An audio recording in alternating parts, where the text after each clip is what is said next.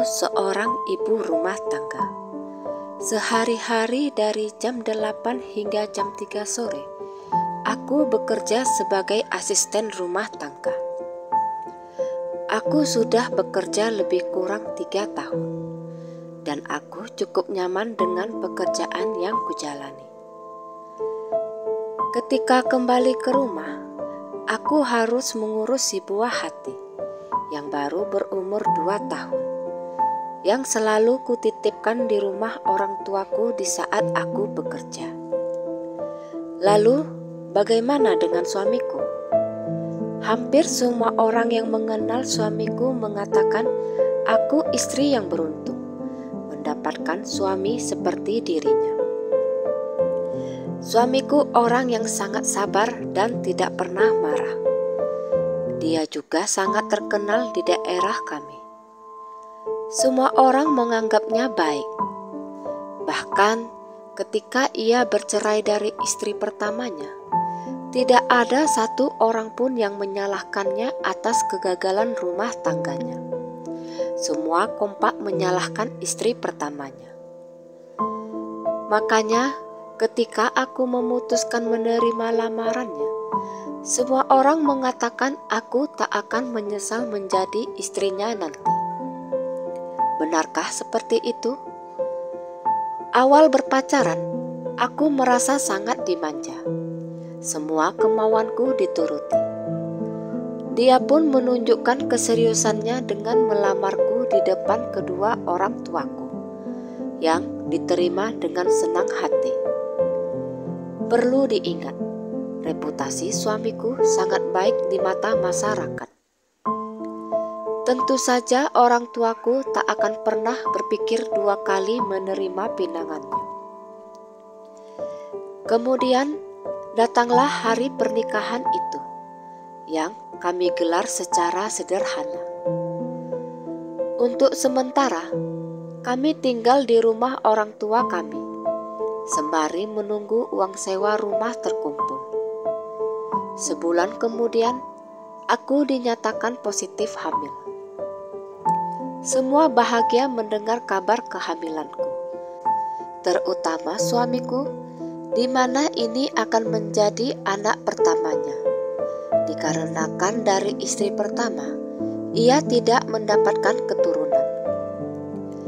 Di saat kehamilanku memasuki 2 bulan, kami pun memutuskan pindah rumah. Dan dari sinilah awal keganjilan yang kurasakan terhadap suamiku. Ketika bersih-bersih rumah baru, aku membersihkannya dengan semangat, walaupun dalam kondisi hamil. Lalu, apa yang dilakukan suamiku? Dia hanya berdiri melihat pekerjaanku. Sesekali ia menunjuk titik di ruangan yang harus kubersihkan.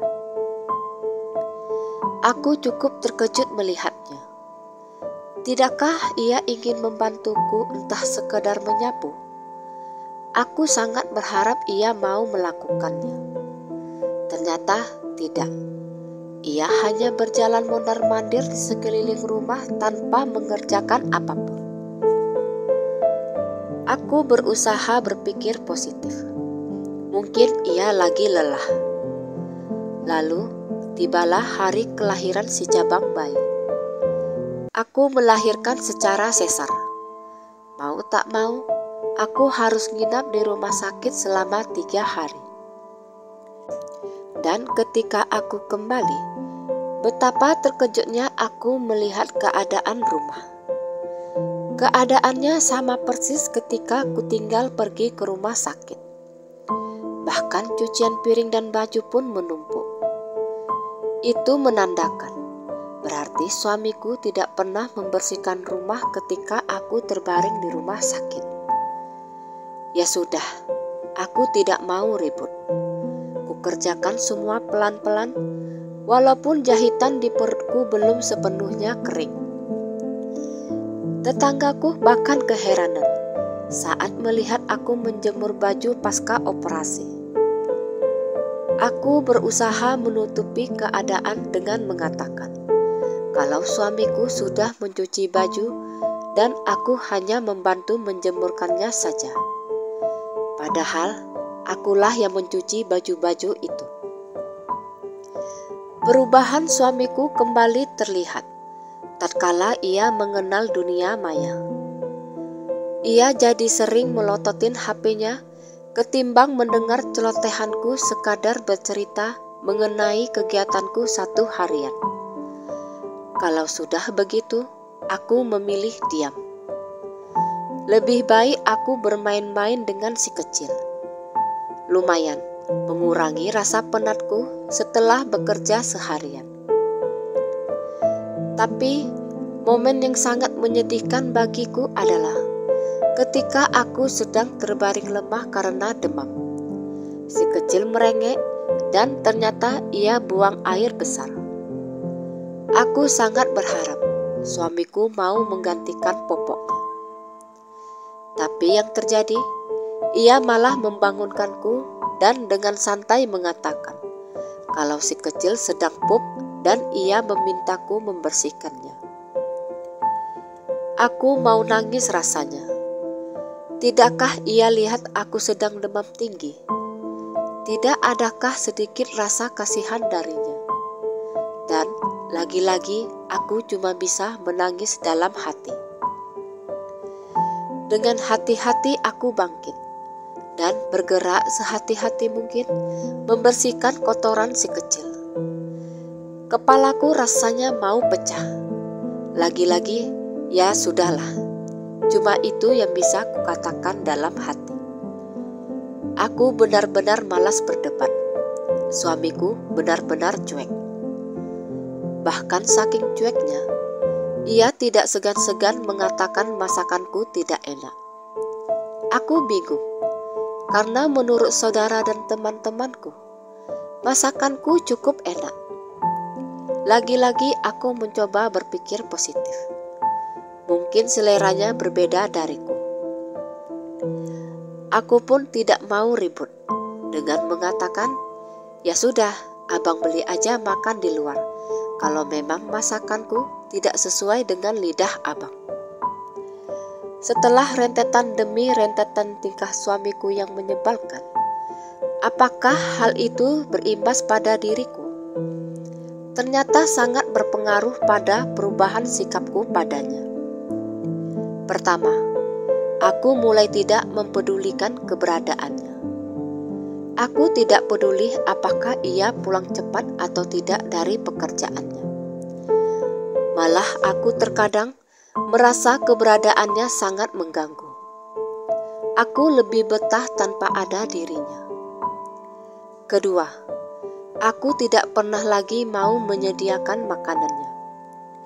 Aku hanya masak untukku dan si kecil. Dan ketika ia bertanya kenapa aku nggak masak, dengan enteng aku menjawab, percuma, nanti juga nggak dimakan. Suamiku hanya diam mendengar jawabanku. Ketiga, aku jadi jarang ngobrol dengannya. Walaupun aku mendapat suatu masalah, aku tidak pernah mau bercerita padanya, karena aku takut dicuekin. Keempat, dan ini sangat fatal. Aku mulai kehilangan nafsu padanya. Aku bahkan tidak ingin disentuh olehnya. Bisa dibilang, ketika ia menyentuhku, aku merasa tersiksa. Aku membiarkannya melakukannya hanya demi kewajibanku sebagai seorang istri di ranjang kasur. Tapi aku tidak menikmatinya sama sekali. Kadang-kadang aku berpikir, apakah aku terlalu menuntut kesempurnaan akan sosok seorang suami? Seperti yang kukatakan tadi, ia memang gak pernah marah. Tapi aku membutuhkan seseorang yang mau mendengar keluh kesahku sebentar saja. Tapi aku tidak mendapatkan darinya. Terkadang aku suka cemburu melihat teman-temannya curhat pada suamiku tentang permasalahan hidup mereka. Suamiku mendengarkan penuh seksama. Bahkan ia memberi saran dan nasihat. sedangkan aku kalah pamor dengan Facebook dan YouTube.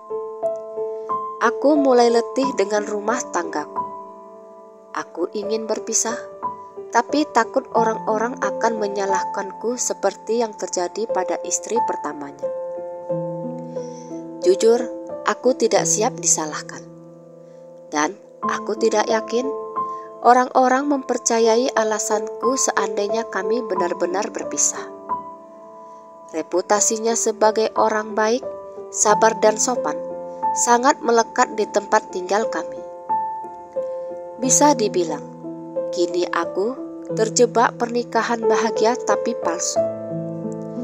Pernikahanku hanya ada hitam di atas putih. Kami memang tidak pernah bertengkar, tapi hatiku selalu berontak ingin lepas darinya. Aku bahkan tidak berani bercerita pada orang tuaku yang sangat mempercayai menantunya. Yang bisa kulakukan sekarang hanyalah bertahan sesanggup yang aku bisa. Sampai video ini kubuat, keadaanku masih sama. Entah sampai kapan keadaan ini terus berlanjut. Sekian kisah saya kali ini, sampai jumpa di kisah selanjutnya. Terima kasih sudah mendengarkan kisah saya. Jangan lupa subscribe, like, komen, dan share ke media sosial yang Anda punya.